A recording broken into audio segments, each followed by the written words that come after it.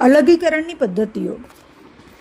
મિશ્રણમાંથી ઘટકોને છૂટા છૂટા પાડીએ, અલગીકરણ કરીએ. ચાલો અલગીકરણ કરીએ.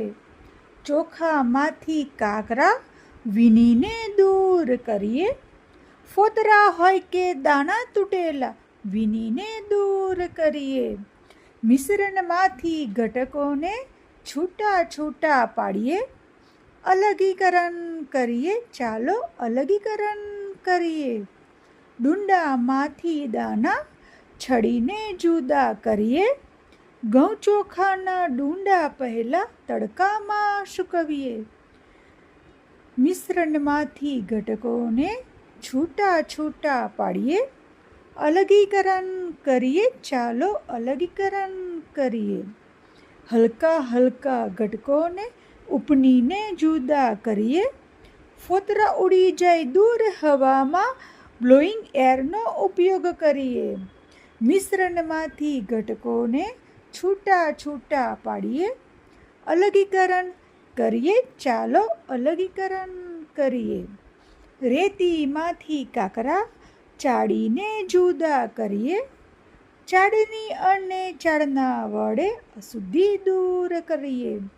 મિશ્રણમાંથી ઘટકોને છૂટા છૂટા પાડીએ, અલગીકરણ કરીએ. ચાલો અલગીકરણ કરીએ. નિક્ષેપણથી ભારે ઘટકો નીચે બેસાડી જુદા કરીએ.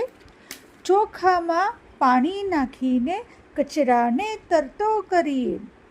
પાણીમાં એ તરતો કચરો નિતારી જુદો કરીએ. ચોખા કઠોળની અશુદ્ધિને નિતારણથી દૂર કરીએ.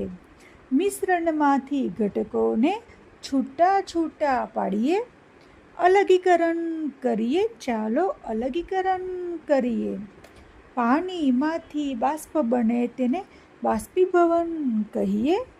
મીઠું બનાવતા દરિયાના પાણીનું બાષ્પીભવન કરીએ. પાણીમાંથી બાષ્પ બને તેને બાષ્પીભવન કહીએ. મીઠું બનાવવા દરિયાના પાણીનું બાષ્પીભવન કરીએ. ચા પત્તીને ચામાંથી ગાળીને દૂર કરીએ. કાપડ વડે પાણી ગાળીને કચરો દૂર કરીએ. ચા પત્તીને ચામાંથી ગાળીને દૂર કરીએ. કાપડ વડે પાણી ગાળીને કચરો દૂર કરીએ.